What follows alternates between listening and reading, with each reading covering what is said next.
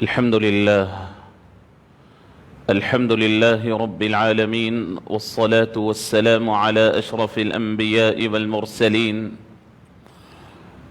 سيد الأولين والآخرين، نبينا وحبيبنا وشفيعنا وسندنا ومولانا محمد وعلى آله وأصحابه أجمعين، وعلى من أحبهم وتبعهم بإحسان إلى يوم الدين. أما بعد، فأعوذ بالله من الشيطان الرجيم. بسم الله الرحمن الرحيم.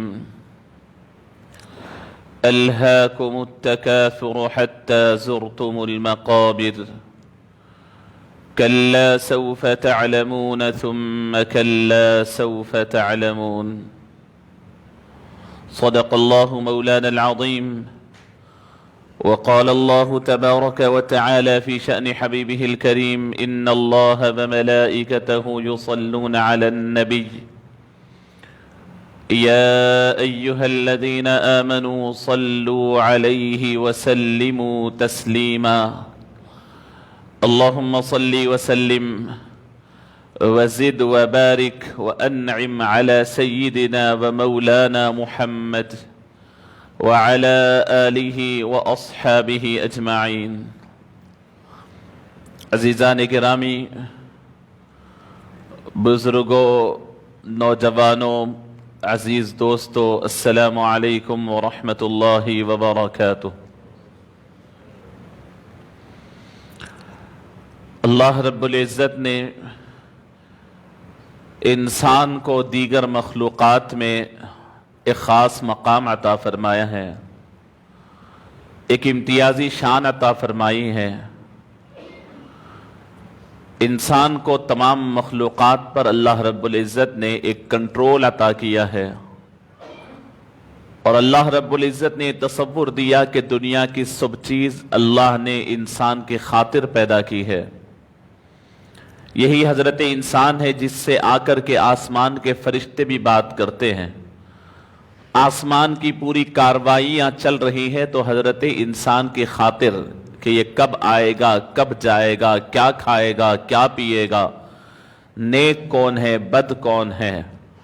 یہی حضرت انسان ہے جس کے لیے سورج نکل رہا ہے اور ڈوب رہا ہے، ہوائیں چل رہی ہے، بارش برس رہی ہے، سمندر کی موجیں رواں ہیں، ہواؤں کے جھونکے چل رہے ہیں، پرندے فضاؤں میں چہچہا رہے ہیں، اور بہترین بیل بوٹوں کے اوپر خوبصورت کلیاں کھل رہی ہیں. آپ سب سے پوچھ لیں اور قرآن مجید سے پوچھیں کہ یہ پورے ہنگامے، یہ خوبصورتیاں، یہ لہلہاتے باغ، یہ بہترین ندیاں، یہ شبنم جیسے پانی کے قطرے، یہ سب اور اتنی خوشنمائیاں کیوں ہیں؟ تو کہا جائے کہ اللہ رب العزت نے قرآن پاک میں ارشاد فرمایا کہ یہ سب حضرت انسان کے لیے. ہم نے یہ سب کیا ہے، زمین کو بچھایا ہے، آسمان کو چھت بنایا ہے، دن کو تمہاری معیشت کے لیے روشن کیا ہے، رات کو تمہارے آرام کے لیے بالکل اندھیرا کیا ہے، اور تمہارے لیے جو کچھ ہے اللہ نے سمندر کی روانیوں کو تمہارے کنٹرول میں کر دیا، آگ کو تمہارے کنٹرول میں کیا، ہواؤں کو تمہارے کنٹرول میں کیا، تمہارے لیے سب چل رہے ہیں. پھر حضرت انسان کو اللہ رب العزت نے اتنا مقام عطا فرمایا تو کیوں عطا فرمایا؟ اس میں ایک اہم وجہ یہ ہے کہ اللہ رب العزت نے حضرت انسان کو عقل عطا فرمائی، اور اس عقل کی ذمہ داری دی کہ اس عقل سے انسان کھرے اور کھوٹے کو پہچانے، صحیح اور غلط کا فیصلہ کرے، اچھے اور برے میں تمیز کرے، ضروری اور غیر ضروری چیزوں کو ڈیفائن کر کے الگ الگ کرے، معلوم ہو کہ اپنا اور غیر کون ہے، بھلا اور برا کیا ہے، نجس اور پاک کیا ہے. یہ سب میں فرق حضرت انسان کر سکتا ہے تو عقل کے بل بوتے پر. عقل دیا ہے اللہ رب العزت نے کہ دیکھو یہ کام کرنے کے ہیں اور یہ کام نہیں کرنے کے ہیں، ان کی صحبتوں میں بیٹھنے کے ہیں اور یہ صحبتیں بیٹھنے کی نہیں ہیں. یہاں پر جا سکتے ہیں اور یہاں نہیں جا سکتے ہیں، یہ کپڑے پہن سکتے ہیں اور یہ نہیں پہن سکتے ہیں، یہ پورے فیصلے آپ کی عقل کر رہی ہے اور آپ اپنی عقل کے فیصلے کے ساتھ جی رہے ہیں۔ اگر کوئی انسان ہو سر سے پاؤں تک پورا جسم موجود ہو، اس کو پورا سر کا ڈھانچہ بھی ہو اور پاؤں تک پورا جسم سلامت بھی ہو، لیکن دماغ اس کا کام نہیں کرتا ہو، تو اسے سوسائٹی میں جینے کا حق نہیں، اسے لے جا کر کے بند کر دیا جاتا ہے، وہ دیوانہ اور مینٹلی پاگل اسے سمجھا جاتا ہے، مجنون اسے کہا جاتا ہے۔ ارے کیوں بھائی، کیا چیز کی کمی ہے؟ چہرہ تو بہت خوبصورت ہے، پوری باڈی تو پوری مکمل ہے، ہاتھ پاؤں بھی کام کر رہے ہیں، زبان سے بول بھی سکتا ہے، کہا کہ نہیں، سب ہونے کے باوجود اس کا وجود خطرے والا ہے۔ کیوں؟ اس کا وجود سوسائٹی کے لیے پرخطر ہے، ڈینجر ہے۔ ارے کیوں ڈینجر ہے؟ سب لوگ تو ہیں، وہ بھی رہ سکتا ہے۔ کہا کہ نہیں، وہ اس لیے نہیں رہ سکتا ہے کہ اسے پتہ نہیں ہے کہ کون سی چیز کو کب اور کہاں استعمال کرے، وہ اپنی طاقت کو کہاں استعمال کرے، اپنی قوت کو کہاں استعمال کرے، پتہ نہیں دماغ کام نہیں کرتا ہے، کوئی پتھر اٹھا کر کے کسی پر دے مارے، کسی کانچ کے شیشے کو توڑ دے، کسی کو کوئی بری بات کہہ دے، کسی معصوم بچے کا گلا گھونٹ دے، اس لیے کہ اس کا دماغ اب کام نہیں کر رہا ہے، اس کا ہاتھ پاؤں اس کے دماغ کے کنٹرول میں نہیں ہے۔ تو انسان کی فضیلت، انسان کا مقام، انسان کے امتیاز، انسان کو اللہ نے جو شرف عطا فرمایا ہے، وہ شرف میں ایک بڑا حصہ اس کی عقل کا ہے، کہ اس کی عقل اسے کنٹرول کی ہوئی ہے کہ کہاں کون سے کام کرنا ہے، کون سے کام کس مقام کے لیے ہے، یہ پورے انسان کے عقل کے اوپر ہے۔ اور اس دنیا کے اندر عقل مند آدمی وہ ہے جو اپنی عقل کے ذریعے اپنی زندگی کو سنوارتا ہے، سدھارتا ہے، اس کو ٹائم ٹیبل کے لحاظ سے، مقام و جگہ اور مقام کے لحاظ سے اس کے اندر ایک ترتیب قائم کرتا ہے، اسے عقل مند کہا جاتا ہے۔ اللہ رب العزت نے بار بار قرآن مجید میں انسان کی عقل کو مخاطب کیا۔ شاید دنیا کا یہ پہلا مذہب ہے جو انسان کو عقل سے کام لینے کا حکم دیتا ہے۔ اس کے برخلاف دیگر مذاہب کے بارے میں یہ سننے آتا ہے اور یہ پتہ چلتا ہے کہ وہ لوگ کہتے ہیں کہ بھئی مذہب کی بات میں عقل کی دخل اندازی نہ کرو۔ مذہب کی بات ہے، مذہبی باتوں میں عقل کی دخل اندازی نہ کرو، لیکن اسلام بار بار کہتا ہے کہ افلا تعقلون، کیا تمہیں عقل نہیں ہے؟ کیا تم عقل سے سوچ نہیں سکتے؟ افلا یتدبرون، کیا تم غور و فکر نہیں کر سکتے؟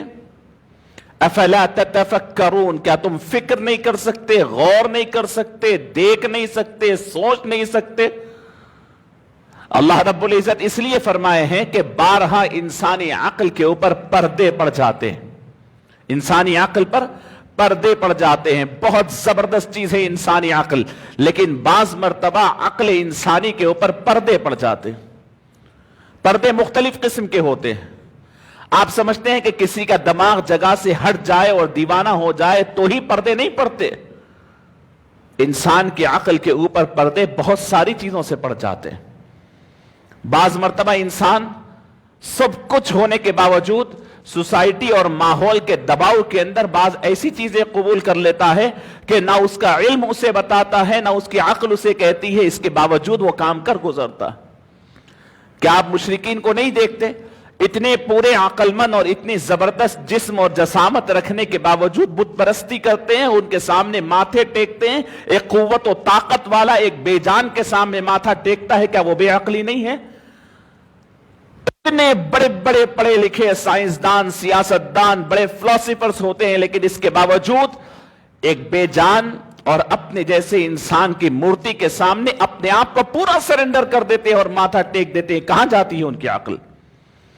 باوجود یہ کہ باہر نکلو تو وہ ایسی گفتگو کریں گے اور اپنی زندگی میں اتنے زبردست اور مستحکم ہوں گے، لیکن ایک طرفہ ان کے دماغی طور پر ان کو پردہ پڑا ہوا ہے۔ ایسے ہی جیسے مشرک اور کافر لوگوں کے دماغوں کے اوپر پردہ پڑا ہوتا ہے، ایسے ہی مسلمانوں کے دماغ اور دل کے اوپر بھی پردے پڑے ہوتے ہیں۔ رسول کریم صلی اللہ علیہ وسلم نے ان پردوں کو بھی اٹھایا ہے۔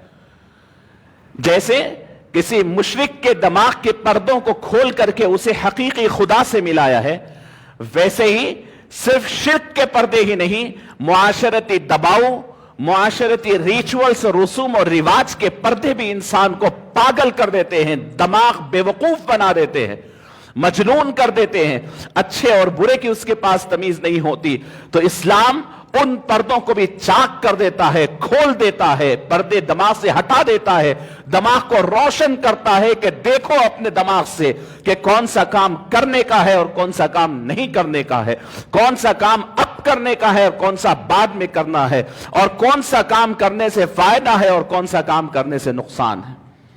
اگر حضرت انسان عقل کو استعمال نہیں کرتا ہے تو پھر اس میں اور جانور میں کوئی فرق نہیں ہے۔ وہ یہ نہیں جانتا کہ میرے لیے کون سا کام فائدہ مند ہے اور کون سا کام نقصان دہ ہے، تو پھر اس کے لیے اس کی زندگی خود وبال جان بن جاتی ہے۔ عزیزان گرامی، میں آج ایک اہم ترین عنوان لے کر کے آپ کے سامنے حاضر ہوں۔ وہ عنوان اس لیے لے کر کے حاضر ہوں کہ آج سوسائٹی کے اندر ہم لوگ صرف شکوے اور شکایتوں کے اوپر اپنی زندگی گزار رہے ہیں۔ آپ پوچھئے تو ہمیں دنیا کی بڑی سے بڑی طاقت سے لے کر کے ہماری اپنی علاقائی طاقت تک ہر ایک سے شکوہ ہے۔ ہمیں شکوہ ہے، ہم یہ کہتے ہیں کہ یہود ہمارے دشمن ہیں، ہم یہ کہتے ہیں کہ امریکہ ہمارا دشمن ہے، ہم یہ کہتے ہیں کہ روس میں ہمارے خلاف سازشیں بن رہی ہیں، ہم یہ کہتے ہیں کہ ہندوستان کے اندر فلاں تنظیم مسلمانوں کی مخالفت کرتی ہے اور ان کے پاس ہمارے خلاف منصوبے بنے ہوئے ہیں۔ پھر اگر اپنے پاس آ جائیں مقامی طور پر تو آپ دیکھیں کہ خاندان میں ہمارے خلاف جلنے والا کوئی ہوتا ہے، کوئی جادو کرانے والا ہوتا ہے، طرح طرح کے ہم آپس میں یعنی ایک دوسرے سے شکایتوں اور شکووں کے اندر ہم ہیں۔ صبح اٹھے پوچھے کہ میاں کیا ہوا ہے، تمہارے لیے ترقی کیوں نہیں ہو رہی ہے، تو آپ فہرست گنا دیں گے وہاں سے یہاں تک آپ کی سازش کرنے والوں کی 50 لوگوں کی فہرست آپ کے پاس ہوگی، لیکن آپ 50 کمپنیز کو جا کر کے آپ نوکری تلاش نہ کرے ہوں گے، آپ لیکن ان 50 لوگوں کی لسٹ آپ کے پاس موجود ہوگی، یہ کہتے ہوئے کہ ہماری معاشی حالات خراب ہیں۔ جو حکومت آتی ہے آپ ان سے مطالبہ کرنے لگتے ہیں کہ ہمیں فلاں فیسلٹیز چاہیے، ہمیں فلاں قسم کا ریزرویشن چاہیے، ہمیں اتنا بجٹ چاہیے، ہمیں فلاں چاہیے۔ میں اس کی مخالفت نہیں کر رہا ہوں، لیکن آپ کی آنکھ کھولنا چاہتا ہوں، عقل کی آنکھ کھول کر کے دیکھیں کہ کیا اللہ رب العزت نے آپ کو صرف ہاتھ پھیلانے والا، جھولی پسارنے والا، صرف بھیک مانگنے والا ہی بنایا ہے، یعنی اللہ رب العزت آپ کو کچھ دیا بھی ہے؟ پھر جو اللہ نے آپ کو دیا ہے تو اس دیے ہوئے مالک کے دیے ہوئے کا آپ کیا کر رہے ہیں؟ ہندوستان بھر کے جتنے مسلمان ہیں ان کا پورا مائنورٹی کا بجٹ اٹھا کر کے ایک طرف رکھ لیں، پورا مائنورٹی کا بجٹ، پورے ہندوستان بھر کے اندر مائنورٹیز کو دیا جانے والا بجٹ، مختلف چیزوں کے اندر آپ جو بھی چیزیں اس کے اندر لے لیں، اور پھر علاقائی طور پر تمام ریاستی حکومتیں جو آپ کو بجٹس دیتی ہے، بتائیں آپ کے پاس آپ کے تلنگانہ میں کیا بجٹ یعنی حکومت کی طرف سے دیا جاتا ہے؟ بڑی باتیں اخبارات میں چھپ جاتی ہے کہ اتنا بڑا بجٹ حکومت کی طرف سے دیا جا رہا ہے، فلاں ہو رہا ہے۔ میں آپ دل کے کان کھول کے میری بات سنیں کہ بجٹس دنیا کی حکومتیں اعلان کرتی ہے تو آپ کی نگاہ اس کے اوپر ہے، اتنی نے ہمیں بجٹ اتنا ہونا چاہیے، اتنا نے ہمارے پاس اتنا بجٹ ہونی چاہیے۔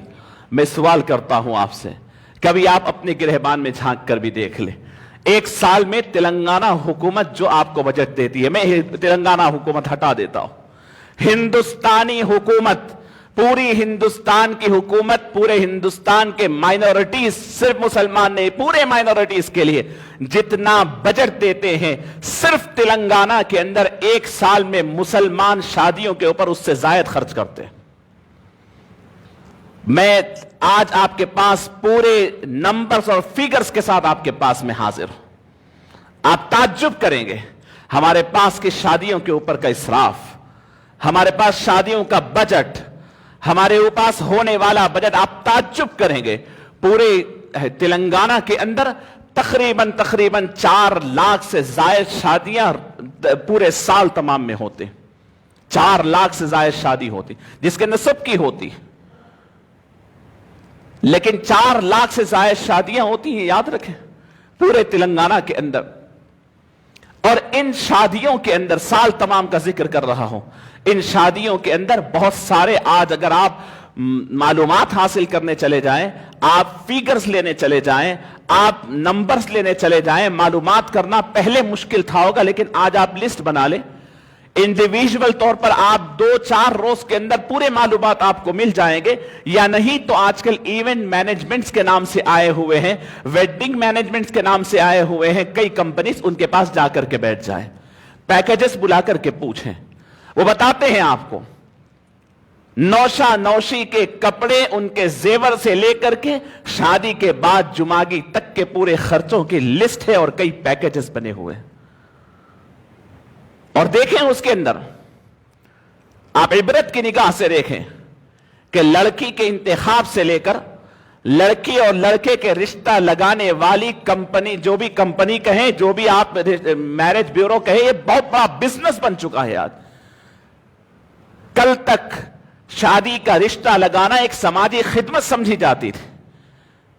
لڑکے اور لڑکی کی اچھی نسبت کی طرف اشارہ کر دینا، دونوں میں جوڑ دینا ایک بہت بڑی سماجی خدمت اور بہت بڑا ثواب کا کام سمجھ کر کے کیا جاتا تھا.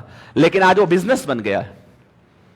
ہزاروں روپے مانگے جا رہے ہیں رشتہ لگنے سے لے کر کے، اور رشتے کے یہ فوٹو کھچوانے سے لے کر کے شادی کے تکمیل ہونے تک. آپ چلے جائیے، فوٹو اتروانا ہے لڑکا یا لڑکی کی تو اس وقت سے پیسوں کو شمار کریے. رشتہ لگانا ہے تو میرج بیورو کے پاس، کون سے میرج بیورو کے پاس کتنے پیسے آپ کو ڈپازٹ کرانی ہے، رشتہ لگ جانے کے بعد کتنے پیسے دینا ہے، وہاں سے نوٹ کیجیے. اس کے بعد رشتہ لگ جانے کے بعد سے لے کر کے آپ دیکھیے، فہرست ہے، بڑی طویل فہرست ہے. شادی خانے کا انتخاب، کیٹرنگ کا انتخاب، پھول کا انتخاب، اسٹیج کا انتخاب. اسٹیج لگانا ہے، پھول دولہے کا پھول ہے، دلہن کا پھول ہے، گاڑی کے سجانے کا پھول ہے، ڈیکوریشن مختلف انداز کے ہے. اس کے بعد آپ دیکھتے جائیں، ایک سے اعلیٰ ایک زیورات اور کپڑے، تو بہت بڑی طویل فہرست ہے کہ کتنے رشتہ داروں کو پھر جا کر کے کارڈ چھپوانے کا مرحلہ ہے، اور اس سے بعد سے لے کر کے ضروری اور غیر ضروری خرچوں کی ایک بڑی فہرست ہے، جس کے اندر شادی کروڑ 1.5 کروڑ، میں بہت بڑی رقم نہیں بتا رہا ہوں، آج کل جو عام طور پر اپر مڈل کلاس کے لوگ جو کر رہے ہیں، کروڑ 1.5 کروڑ کی شادی سے لے کر کے 15 لاکھ کی شادی تک ہماری اپنی قوم کے اندر یہ نکاح ہو رہے ہیں. جن کے پاس اللہ نے پیسہ دیا ہے وہ تو کر رہے ہیں، جن کے پاس نہیں دیا ہے وہ قرض لے کر رہے ہیں، وہ سود پر پیسہ لے کر رہے ہیں، وہ مٹی پر پیسہ لے کر رہے ہیں. میں آپ کو عرض کر رہا ہوں، پوری ذمہ داری سے عرض کر رہا ہوں آپ کے سامنے. آپ سوچئے کہ صرف 2 دن کی بات، اور اس 2 دن کے لیے آپ ایک نوجوان، ایک مڈل کلاس، بہت سارے نوجوان میرے سامنے، میں آپ کو ذکر کرتا ہوں، بیچارے بزنس کرنے والے بھی ہیں، محنت کرنے والے بھی ہیں، جا کر کے دوسرے مقامات پر، یعنی دبئی میں، امریکہ میں اور ہمارے اپنے سعودی عرب میں کمانے والے نوجوان بھی ہیں. میں ان سے پوچھتا ہوں، نوجوانوں، تم 20-22 سال کی عمر میں تو بہت کم عمر ہے، نہیں نکلتے، عام طور پر 23-24 سال کی عمر میں باہر نکل رہے ہیں، کما رہے ہیں، جو جانے کا خرچہ ہے وہ پھیل رہے ہیں، ختم کر رہے ہیں، اس کے بعد اپنے گھر کو ضروریات کے لیے بھیج رہے ہیں، اور پھر اپنی شادی کے لیے جمع کر رہے ہیں. ماہانہ کتنے پیسے آپ جمع کرتے ہیں؟ وہ تو جو باہر جا کر کمانے والے پروفیشنل نوجوان ہیں وہ تو کچھ زیادہ جماتے ہوں گے، لیکن آپ سے پوچھتا ہوں جو یہاں پر رہ کر کما رہے ہیں، پورے آپ کے خرچے نکلنے کے بعد ماہانہ 10,000 20,000 روپیہ آپ بڑی مشکل سے جمع کرتے ہوں گے. وہ بھی جمع نہیں ہوتے، ایک آدھ بیماری آئی تو نکل جائے. لگائیے، حساب کریے آپ کہ 10-20,000 ماہانہ جمع کرنے والا بچہ 15 لاکھ روپے جمع کرنے تک وہ لڑکا یا لڑکی کے والد کتنے سال اس کے ہو جاتے. ابھی وہ پورے جمع بھی نہیں کر پاتا کہ شادی ٹھہر جاتی ہے، جمع کرتا ہے 5-6-8 لاکھ، مزید 8 لاکھ کا قرضدار ہو جاتا ہے. ابھی لڑکی کی شادی، یہ لڑکا اپنی شادی تکمیل کرتا ہی نہیں کہ قرض کے بار تلے دب جاتا ہے. سودی قرض ہے، مٹی کا قرض ہے، فلاں قرض ہے، بینک سے لیا ہوا قرض ہے. اس قرض کے اندر مکمل آپ دب جاتے ہیں. آپ اندازہ کیجئے کہ وہ شادیاں جو قرض کے بار تلے دبے ہوں، جس کے ولیمے کے دوسرے دن گھر پہ کھٹکا آتا ہو یا پھر فون کی گھنٹی بجتی ہو کہ قرض ادا کرنی ہے، کیا ان شادیوں میں خوشی ہوگی؟ میں بارہا عرض کرتا ہوں، نکاح کرنے والے لوگوں سے عرض کرتا ہوں کہ خدا کے لیے آپ لڑکی کے والد کے آنکھوں کے اندر اس کی خوشیوں کو محسوس کریے۔ آپ کو تو کھلا رہا ہے بڑی خوشی سے ٹھہر کر، لیکن اس کے دل سے پوچھئے کہ سوسائٹی کا دباؤ ہے، معاشرے کا دباؤ ہے، کھلا رہا ہے لیکن دوسرے تیسرے دن سے سب آرام سے سو رہے ہوں گے، لیکن اس باپ کی نیند اڑی ہوئی ہوگی۔ آپ محسوس کیجئے، ایک طرف پیسے رکھیں اور محسوس کیجئے کہ یہ پیسہ جو ہے کیا اتنا ضروری ہے کہ میں 2 دن کی شادی میں خرچ کر دوں؟ یہی نہ کہ آپ کو ایک جملہ ستاتا ہے کہ لوگ کیا کہیں گے، لوگ کیا کہیں گے، یہ جملہ ہے جو مسلمانوں کے ذہن و فکر کے اوپر بیٹھا ہوا ہے۔ لوگ کیا کہیں گے؟ سوال یہ ہے کہ وہ کون لوگ ہیں، تھوڑی دیر ان سے ہم ملاقات تو کر لیں، بلا تو لیں ایک جگہ، وہ کون لوگ ہیں جس کے خوف میں آپ یہ سب کر رہے ہیں؟ لوگ کیا کہیں گے؟ سوسائٹی کیا کہے گی؟ ارے وہ سوسائٹی جو آپ کے بارے میں فکر نہیں کرتی، آپ کو اس کے بول کی کیا فکر ہے؟ لوگ کیا کہیں گے؟ سوسائٹی کیا کہے گی؟ 2 ڈش کم کر دیے تو کیا کریں گے؟ تھوڑا کم شادی خانہ لے لیے تو کیا کریں گے؟ تھوڑی سادگی سے کر لیے تو کیا کریں گے؟ یہ لوگ کیا کہیں گے کہ جملہ سنتے سنتے وہ موت کے گھاٹ اتر جاتا ہے، تب بھی لوگ ٹھہر کے یہی کہیں گے کہ یہ کیا تھا، اتنا مقروض ہو کے مر گیا۔ اور کیا کہیں گے؟ کیا ابھی بھی وقت نہیں آیا؟ ہم یاد رکھیں کہ ہماری تباہی میں جتنا ہاتھ ہمارا ہے اتنا غیروں کا نہیں ہے۔ ہمارے لیے غیر حکومتیں بجٹ بنانا دور کی بات ہے، آپ بنائیے، آپ اپنی شادیوں کے خرچوں کو آدھا کیجئے اور ایک کوئی بیت المال تیار کیجئے جس کے اندر سب مل کر کے، کیا اس قوم میں اتنی یتیمی ہے؟ بات کرے تو یہ بات ہوتی ہے کہ نہیں بھائی فلاں بیت المال والا تھا وہ ڈوبا دیا فلاں، کیوں؟ کیا ہمارے پاس امانت دار لوگ ابھی موجود نہیں ہیں؟ کیا غیرت مند لوگ موجود نہیں ہیں؟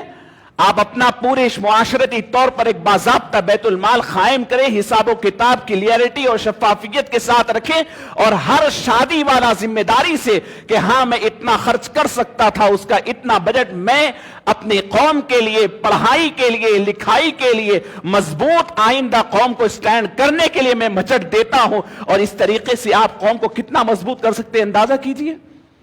آپ یہ سمجھتے ہیں کہ میں اکیلا کیا کروں گا، میں اکیلا کیا کروں گا، میرے اکیلے سے ہی ہونے والا ہے کیا؟ میری بچی کی شادی تو ہو جانے دیجئے، اس کے بعد میں کروں گا۔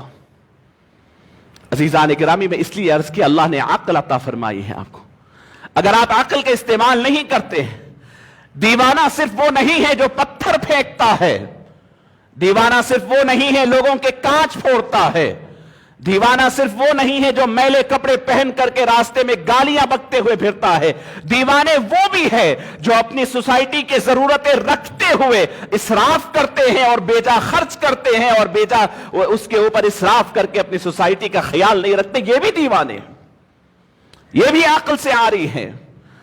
اور میں نہیں کہہ رہا ہوں، قرآن کہتا ہے، اللہ رب العزت ارشاد فرماتے ہیں ان المبذرین کانوا اخوان الشیاطین، یہ بات حق ہے کہ مبذرین شیطان کے بھائی ہے۔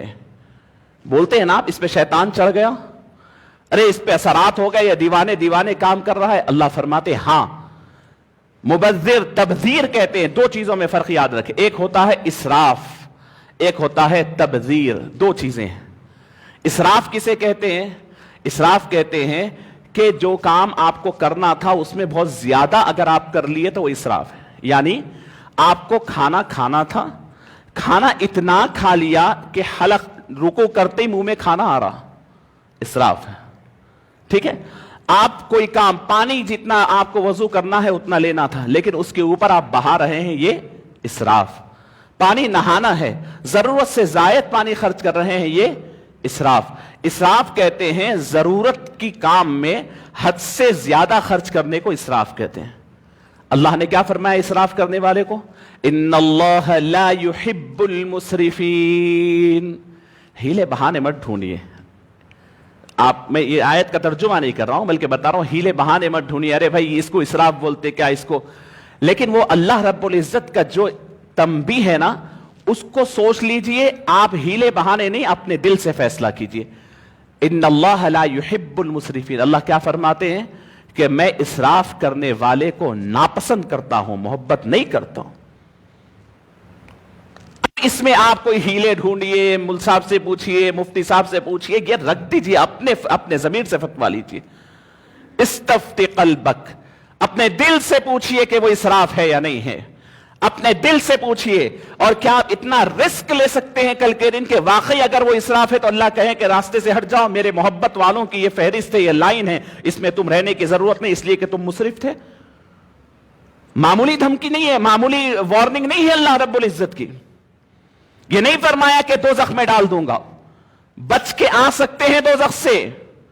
یہ نہیں فرمایا کہ تمہیں قبر کا عذاب دوں گا، ایک وقت کے بعد قبر کا عذاب ختم ہو کر کے حشر میں اٹھ جائیں گے۔ اللہ نے فرمایا میری محبت والوں کی فہرستیں نکال دوں گا۔ کیا کریں گے جنت لے کے؟ جب کیا کریں گے؟ حوض کوثر کا جام ملے گا، اس وقت جنت کی خوشبوئیں ملے گی، اللہ کی محبت کی فہرست سے نکل جائیں گے۔ اتنی سخت بات اللہ نے فرمایا، کس کو؟ اسراف کرنے والے کو فرمایا۔ اور اسراف کیا ہے؟ میں نے کہا کہ جو کام آپ پر ضروری ہے اس میں حد سے زائد خرچ کرے تو اسراف ہے۔ اب رہی بات تبذیر، یعنی مثال کے طور پر آپ حضرات کو کوئی مہمان آئے ہے تو کھلانی چاہیے اور اچھی سے اچھی ضیافت کرنی چاہیے۔ میں اس کا منکر نہیں ہوں، انکار نہیں کرتا، مخالفت نہیں، قرآن و حدیث سے ثابت ہے کھلا سکتے ہیں، لیکن کھلانے میں اگر اسراف ہو رہا ہے، کھلانے میں اگر دکھاوا ہو رہا ہے، کھلانے میں اگر اپنی بڑھائی ہو رہی ہے تو پھر سمجھیے وہ اسراف ہے۔ اور آپ جس شادی میں جو کھلانے سے لوگوں کو خوش کرنا چاہتے ہیں وہی پلٹ کر تھوڑے اپنے ضمیر سے پوچھئے کہ میرا رب کتنا ناراض ہے، کیا میرا رب بھی اس سے خوش ہو رہا ہے؟ تو آپ کو جواب مل جائے گا۔ 1000 مہمانوں کو خوش کرنے کی خاطر میں اپنے رب کو ناراض کر رہا ہوں، کیا آپ کے لیے قابل قبول ہے؟ تو پھر آگے بڑھئے۔ 5000 میرے لوگوں کو، میری بچی کے سسرال والوں کو، بچے کے سسرال والوں کو، ان کو خوش کرنے کی خاطر میرا رب ناراض ہے، میرا رسول ناراض ہے، کیا یہ آپ کے لیے سودا منظور ہے؟ تو پھر آگے بڑھئے۔ تو یہ تو میں اسراف کی بات کر رہا ہوں، مہمان آئے ہیں تو آپ کھلا سکتے ہیں، لیکن آگے بات ہو رہی تبذیر۔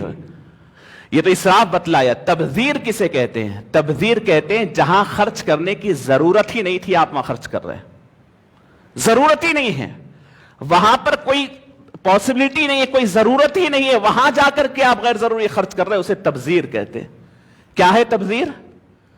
آج کے زمانے میں نوشا کی گاڑی کو سجا کر کے لے جا رہے ہیں، یہ تبذیر ہے، کوئی ضرورت نہیں ہے۔ آپ لاکھوں روپے کا ڈیکوریشن ہو رہا ہے، نوشا کی گاڑی، فخر ہو رہا ہے کہ مجھے وہ برانڈڈ گاڑی چاہیے، وہ 1 دن کے لیے 2 دن کے لیے فلاں گاڑی چاہیے، فلاں گاڑی، یہ بھی پوری انڈسٹری بن چکی ہے۔ اس کے اوپر جو آپ خرچ کر رہے ہیں نا وہ کیا ہے؟ ضرورت تھی آپ کو ہو؟ کیا آپ کے گھر میں گاڑی نہیں ہے؟ آپ نہیں لے جا سکتے ہیں؟ وہ جو غیر ضروری آپ خرچ کر رہے ہیں جہاں ضرورت نہیں اور سجا رہے ہیں، یہ تبذیر ہے۔ اور اللہ فرماتے ان المبذرین کانوا اخوان الشیاطین، شیطان اپنے باہیں کھول کر خوشی سے گلے لگا لیتا ہے ان لوگوں کو، اپنا دوست سمجھ کر کے بغل میں اپنے گلے میں ہاتھ ڈالتا ہے، دوست بنا لیتا ہے ان لوگوں کو جو تبذیر کرتے ہیں۔ ان المبذرین کانوا اخوان الشیاطین، کھلے الفاظ میں اللہ فرماتے ہیں یہ ہمارے نہیں، شیطان کے بھائی ہے۔ لوگ بھائی فرمایا، شیطانی ہے، شیطانی بھائی ہے۔ بہت ڈرتے ہیں ہم لوگ کہ بھائی شیطانی اثرات ہو جائیں تو لے جا کر کے عملیات والوں کے پاس ٹھہرا کر کے ان کے پاس پتہ نہیں طرح طرح کے تماشے وہاں پر کرنے لگتے ہیں، لیموਆਂ کاٹتے ہیں، انڈے پھوڑتے ہیں، پتہ نہیں کیا کیا کرتے ہیں۔ آپ واقعی اگر شیطان سے اتنے خائف ہے تو پھر آپ اپنی زندگی سے یہ نکالیے یہ چیزیں، ایک نہیں فہرست لگا کر کے دیکھ لیجئے، آپ دیکھیے اس کے اندر۔ اور پھر اگر سوسائٹی سے پوچھیں، گھر کی خواتین سے پوچھیں تو ہر چیز ضروری ہے، یہی جملہ ہوگا، ارے یہ نہیں کرے تو کیا بولتے گی، وہ نہیں کرے تو کیا بولتے گی، کیسا ہوگا، کیا ہوگا۔ تصور غالب ہے دنیا کا، دنیا کے کیا بولنے کا تصور ہے، آنکھ بند کرنے سے لے کر کے جنت میں جانے تک فرشتے کیا بولیں گے اس کا تصور نہیں ہے۔ اور پھر یہ جو آپ کا تصور ہے کہ میرے ایک کے کرنے سے کیا ہوگا، ایک اچھا واقعہ یاد آیا آپ کے سامنے ذکر کر دیتا ہوں، اور یہ سوسائٹی کا معاملہ ہے، یاد رکھیں ایک کے کرنے سے کیا ہوگا۔ ایک بادشاہ تھا، اس کو نیت ہوئی، ارادہ ہوا کہ میری اپنی رعایا کو، ایمانداری کو ان کی پرکھوں کہ میری رعایا میں کتنے ایماندار ہیں اور کتنے بے ایمان ہیں، میں پرکھنا چاہتا ہوں، کتنے سچے اور کتنے جھوٹے ہیں میں پرکھنا چاہتا ہوں۔ اپنے وزیر سے مطالبہ کیا کہ میاں کیا طریقہ ہو سکتا ہے بتاؤ۔ انہوں نے ایک بہترین طریقہ بتلایا، کہا کہ حضرت ایک سوکھی بولی ہوگی، ہم اس کو لے لیں گے، اور آپ کی جتنی معاشرے میں جتنی آپ کی یعنی آپ کے افراد ہے، جتنی آپ کی رعایا ہے، سب کو ہم ایک حکم نامہ جاری کریں گے کہ ایک ایک گھڑا دودھ لا کر کے اس کنویں میں ڈال دینا، ایک ایک گھڑا دودھ لا کر کے اس کنویں میں ڈال دینا، اور ہم اس کو بند کریں گے، جو ڈالتا ہے اسے دکھے گا نہیں۔ 3 روز تک یہ کام چلتا رہے گا کہ پوری رعایا کا کام یہ ہے کہ ایک گھڑا دودھ لیں اور لا کر کے اس کنویں کے اندر، اس بولی کے اندر ڈال دیں۔ 3 دن کے بعد آپ کو پتا چلے گا، میں آپ کو فیصلہ دیتا ہوں۔ اب اعلان ہوا، لوگ جوق در جوق قطار میں ٹھہرے ہوئے اپنے گھروں کو ڈھانپے ہوئے ہیں اور لاتے جاتے ہیں، اس کنویں کے اندر ڈالتے جاتے ہیں، ڈالتے جاتے ہیں، ڈالتے جاتے ہیں۔ جب 3 دن ہو گئے تو بادشاہ اپنے اس وزیر کے ساتھ آیا، اور وزیر اس کا ڈھکن ہٹا کر کے، اس کے اوپر کا کور ہٹا کر کے دکھایا تو وہ پورا کنواں پانی سے بھرا ہوا تھا، اس کے اندر ایک قطرہ دودھ نہیں، پورا پانی تھا۔ یعنی کم از کم ایک گھڑا دودھ بھی ہو تو دکھتا تو ہے کہ کچھ تو پانی کے اندر کلر بدلا ہوا۔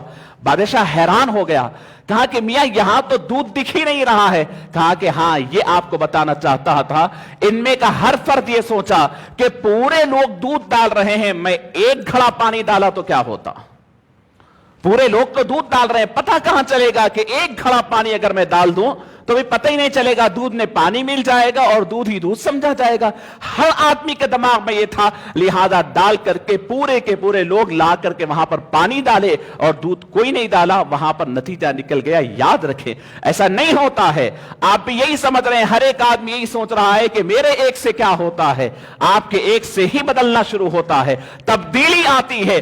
آپ ایک جرت کر کے آگے بڑھے، کوئی بد اخلاقی نہ کرے، سختی نہ کرے، محبت سے کام لے، اور اس کے بعد دیکھیں آپ کے ساتھ آپ کے گھر میں رہنے والے پورے نوجوانوں کو ہمت ہوگی، حوصلہ ہوگا کہ ہم آگے بڑھ سکتے ہیں۔ میں ایک آئیڈیل واقعہ آپ کو سنانا چاہتا ہوں، میرے اپنے خاندان کا۔ والد ماجد بزرگوار اکثر سناتے ہیں، میری سب سے بڑی پھوپھی جان مولانا ولی اللہ، مفتی ولی اللہ صاحب جامعہ نظامیہ کے بہت بڑے مفتی رہے ہیں، ان سے ان کا نکاح ہونے والا تھا۔ بڑے بڑے علماء اس وقت کے موجود تھے، حضرت عبداللہ شاہ صاحب موجود ہے، حضرت ابو الوفا افغانی رحمۃ اللہ علیہ، بڑے بڑے علماء کی نگرانی میں وہ نکاح ہو رہا ہے، اور بڑوں نے رشتہ لگایا ہے۔ یہ اس زمانے کی بات ہے جب ابھی پولیس ایکشن ہوا تھا، مسلمان بہت سوچ و بوجھ کے اندر آ گئے تھے، بہت سوچ بوجھ کے قدم اٹھاتے تھے۔ دادا جان جو لڑکی کے والد تھے، انہیں علماء نے بلا کر پوچھا کہ کتنے پیسے جمع ہے تمہاری لڑکی کی شادی کے لیے۔ دادا جان نے کہا کہ 500 روپے جمع ہے۔ کہا کہ یہاں رکھ دو 500 روپے۔ لڑکے والوں کو بلایا، حضرت مولانا ولی اللہ صاحب قبلہ قادری رحمت اللہ علیہ، ان کو بلایا، کہا کہ شادی کرنا چاہتے ہو، کتنے پیسے تمہارے پاس؟ کہا کہ 500 روپے میرے پاس ہے۔ منگایا، وہ دونوں 500 روپے رکھتی ہے۔ یہ بھی 500 روپے خرچ کرنے والے تھے، وہ بھی 500 روپے خرچ کرنے والے تھے۔ کہا کہ اب شادی ہماری مرضی کے مطابق ہوگی۔ پوری شادی کے تمام اخراجات پورے احتیاط اور کفایت شعری کے ساتھ 200 روپے میں تکمیل کر دیا۔ اب بچ گئے 800 روپے، ان کے 400 روپے، ان کے 400 روپے۔ کہا کہ اب جو دولہا ہے وہ بھی طالب علم ہے، شادی ہوتے ہی پھر بچوں کا معاملہ، کمانے کا معاملہ آئے گا، تعلیم ترک ہو جائے گی، لہٰذا 800 روپے میں فرماتے ہیں کہ اس وقت لال دروازے کے اندر 500 گز پر مشتمل ایک گھر لیے، 800 روپے میں۔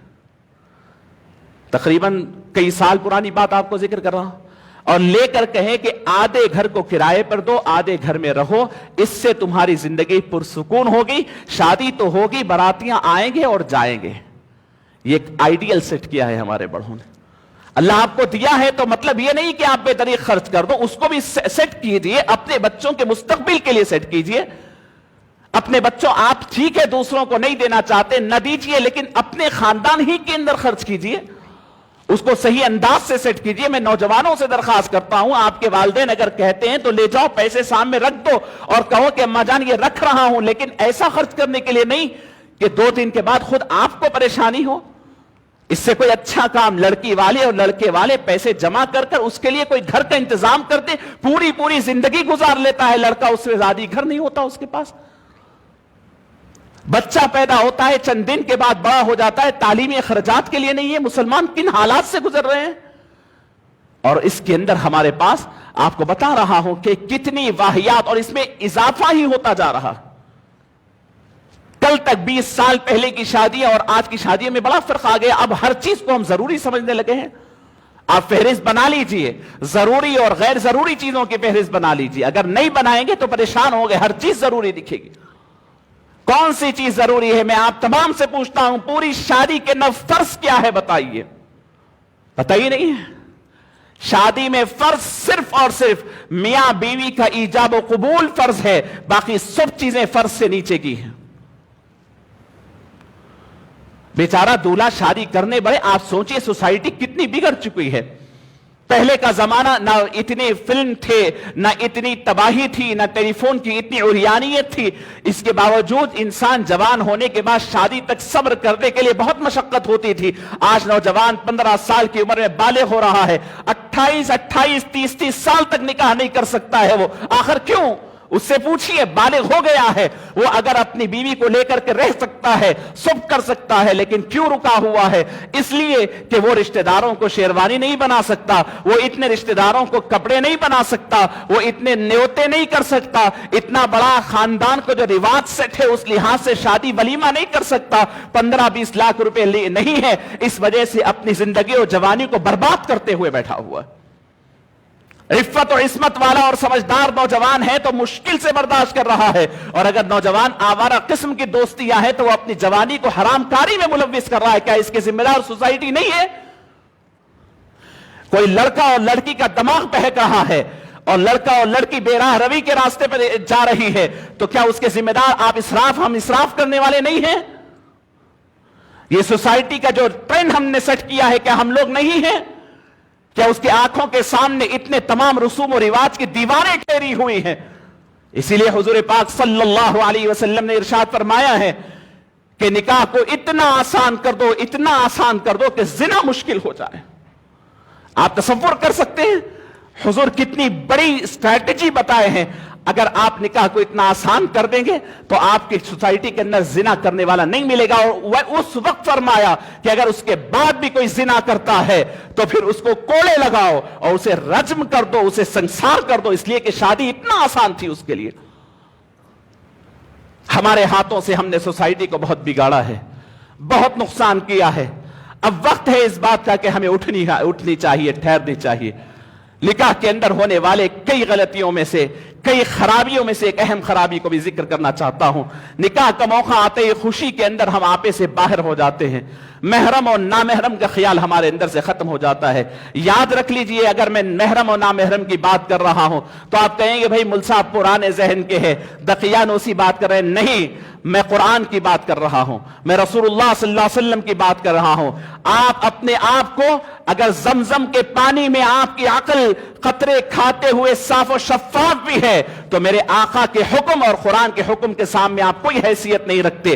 آپ ایک جوان مرد ہے اور ایک جوان عورت ہے، اور آپس میں رشتے نکاح ہو سکتا ہے تو آپ دونوں نام محرم ہیں ایک دوسرے کے لیے، چاہے آپ کتنے صاف و شفاف کیوں نہ ہو۔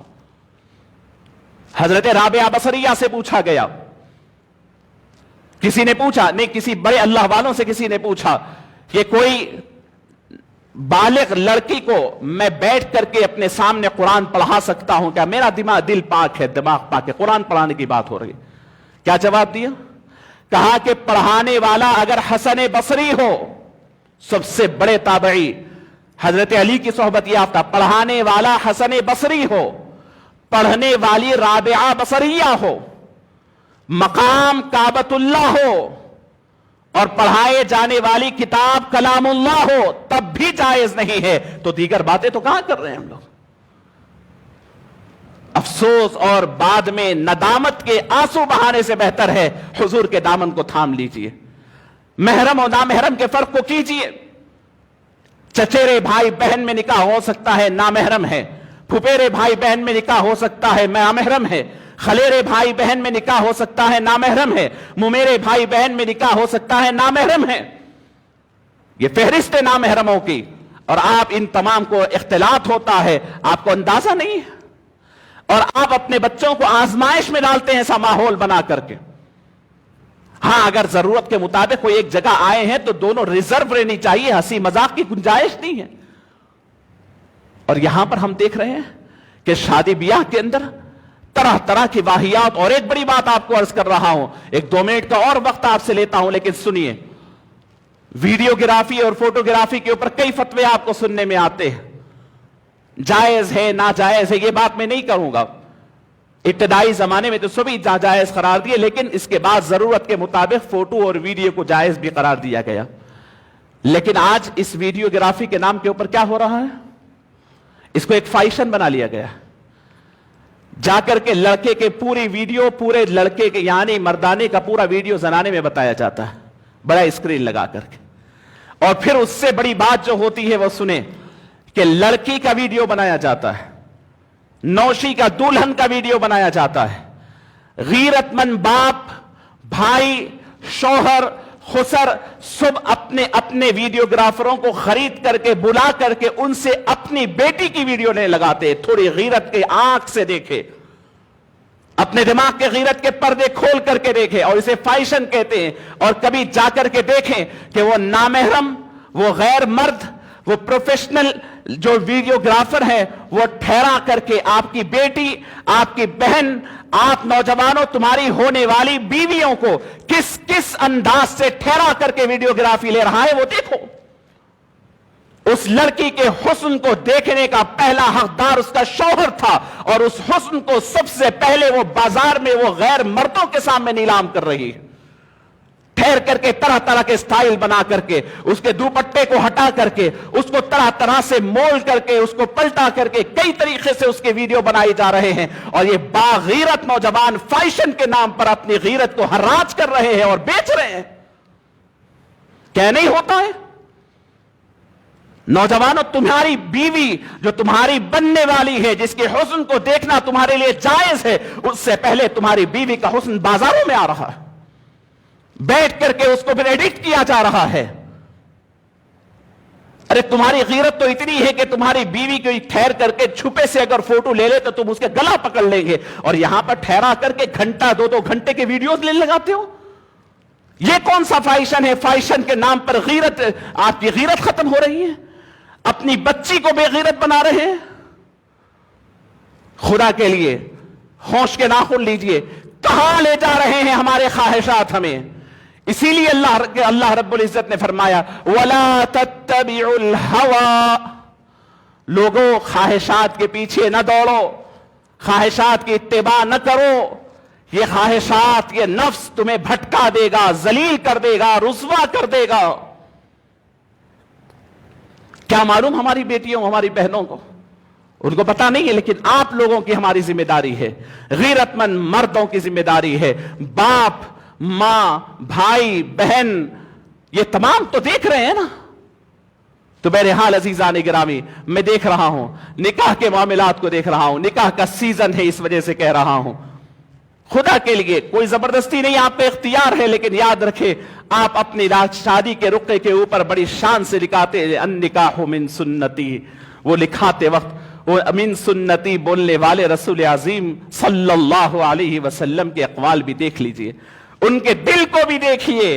انہوں نے تو کہا ہے کہ لوگوں تم شوق سے نکاح کرو، اور تمہیں خوب اولاد ہو ایسی لڑکیوں سے نکاح کرو، اس لیے کہ میں خوش ہونے والا ہوں تمہاری شادی اور تمہارے بچوں پر.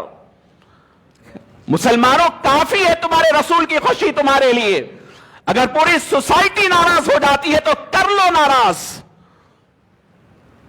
اگر تمہارے سسرال والے ناراض ہوتے ہیں تو ان کی ناراضگی تمہارے لیے قبول. اللہ کے رسول فرماتے ہیں فَإِنِّي أُبَاهِي تَزَوَّجُوا الْوَلُودَ الْوَدُودَ فَإِنِّي أُبَاهِي بِكُمُ الْأُمَمَ يَوْمَ الْقِيَامَةِ.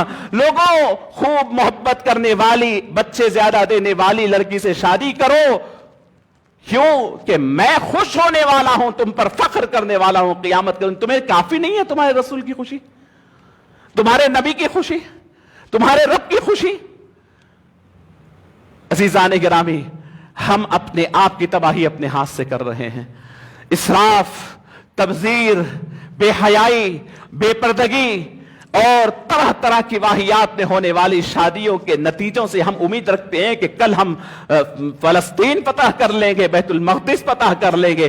انہی شادیوں کے نتیجے میں آئندہ جنریشن پیدا ہوگی جو خدا کی ناراضگی, رسول کی ناراضگی, سب کے درمیان ہونے والے عمل سے آئندہ جنریشن جنم لینے والا ہے. آپ ایسا ہی نہیں ہے کہ آپ کا نکاح کا عمل صرف آپ کا ہے, یہ عمل پوری ذمہ داری کا ہے. آپ امت کو, اس زمین کو ایک نیا جنریشن دے رہے ہیں, آپ ایک نئی قوم دے رہے ہیں. آپ اس بے غیرتی کے ماحول میں ہونے والا لڑکا ہو یا لڑکی, اس کی خمیر میں بے غیرتی ہوگی, اس کی خمیر میں بے حیائی ہوگی. آپ خدا کے لیے سنبھالیں. اسی لیے حضور نے فرمایا ہے کہ نکاح میری سنت ہے. لوگوں, میری سنت ہے, میری سنت سمجھ کے کرو, اپنی ضرورت سمجھ کے نہیں, میری سنت سمجھ کے کرو. قرآن پاک میں اللہ رب العزت ارشاد فرماتے, جو آیت کریمہ سے میں نے شروع کیا, بس وہ آیت کا ترجمہ کرتے ہوئے اپنی بات کو ختم کرتا ہوں.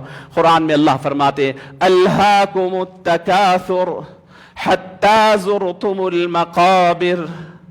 لوگوں, تم ایک دوسرے کے اوپر فخر کرتے ہوں گے. الہاکم التکاثر, زیادتی, یہ زیادہ, وہ زیادہ, یہ ہونا, وہ ہونا, وہ بھی ہونا, یہ بھی ہونا, یہ تمہیں غافل کر رکھا ہے. یہ کب تک چلے گا؟ آپ سمجھیں گے بس یہ بچی کی شادی ہو گئی تو میں سدھر جاؤں گا. نہیں, آپ سمجھنے سدھر جائیں گے. اللہ کیا فرماتے ہیں حتی زرتم المقابر. تمہاری آنکھ اس وقت کھلے گی جب تم قبر میں پہنچ جائیں گے. الہاکم التکاثر, تمہیں غافل کر دیا ہے تمہاری زیادتی ہونے کے, مال بھی زیادہ ہونا. یہ شادیاں کیا ہو رہی ہیں آج کل؟ یہ فخر کے لیے ہو رہی ہے. میری دعوت میں 2000, تیری دعوت میں 4000, سوسائٹی میں اپنا بھرم بتا رہے ہیں آپ. میرے پاس اتنے لوگ, تیرے پاس نہیں تھا. پہلے کیا تھا؟ آپ کی حسب استطاعت 200 آدمی کی شادی ہوتی تھی,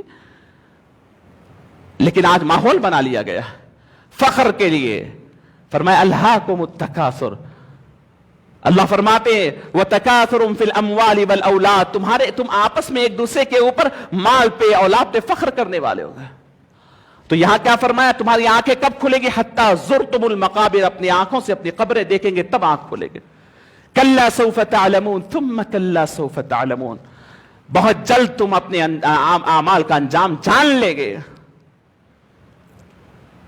عزیزان گرامی, بہرحال میں چند باتیں موجودہ حالات میں شادیوں کی کثرت, نکاح کی کثرت اور ان ماحول کے حوالے سے میں نے عرض کیا, اور شاید آج بھی ہمارے پاس نکاح ہوگا. میں آپ حضرات سے بڑی مؤدبانہ عرض کرتا ہوں کہ آپ مسجد میں نکاح کرنے کو بھی فیشن بنا لی ہے. یاد رکھیں, اپنی نیتوں کو بدل دیں. لڑکی کا گھر ہوتا ہے چندرائن گھٹے میں, لڑکے کا گھر ہوتا ہے ملک پیٹ میں, شادی ہوتی ہے شاہی مسجد باغ عامہ میں. آپ کیا سمجھتے ہیں یہ تکلفات یعنی مسجد کے نام پہ بھی اللہ کو قابل قبول نہیں؟ آپ سب مسلیوں کو, جتنے لوگ ہیں, جتنے مہمان ہیں, سب کو تکلیف میں آپ ڈال رہے ہیں. سادگی کہی گئی, مسجد کے نام پہ بھی آپ سادگی کو ختم نہ کیجئے. اور میں خود, میری اپنی مسجد, مجھے خوشی ہوگی, لیکن کیا ہوگا ایسے ماحول کے اندر؟ آپ صرف مسجد کو شادی خانہ بنا لیے. میں عرض کر رہا ہوں, آپ دل پہ ہاتھ رکھ کر دیکھیں, مسجد میں آنے والے ریگولر مسلی پریشان ہے کہ ان کی نمازیں صحیح نہیں ہو پا رہی ہیں. میں روزانہ کی بات کہہ رہا ہوں. آپ شادی کرنے والے اس انداز سے گفتگو کرتے ہیں کہ پوری مسجد کے اندر ایک قسم کا شور ہو جاتا ہے, اور ریگولر بیچارہ نماز پڑھنے والے کے نماز میں خلل ہو جاتا ہے. مسلی, ریگولر جو مسلی ہے, شادی والوں کو دیکھ کر کے کوڑتے ہیں کہ بھائی کیا کریں, شادی تو شادی خانے میں بھی ہو سکتی ہے, لیکن نماز تو مسجد ہی میں ہوگی نا جناب. تو خدا کے لیے مسجدوں میں نکاح کرنا اچھی بات ضرور ہے, لیکن مسجدوں کا احترام برقرار رکھے. اس کو مسجد کو پورے ادب کے ساتھ آئیں اور آداب کا لحاظ رکھنے والوں ہی کو مسجد کی دعوت دیجئے، اور مسجد کا پورا لحاظ اور مسجد کے رولز اور ریگولیشنز کو فالو کرتے ہوئے پورے احترام سے اپنی شادیوں کو شادی کریں۔ اللہ رب العزت سے دعا ہے رب العالمین عمل کی توفیق نصیب فرمائے۔ صلی اللہ تعالی وسلم علی خیر خلقہ سیدنا محمد وعلی آلہ وصحبہ اجمعین والحمد للہ رب العالمین۔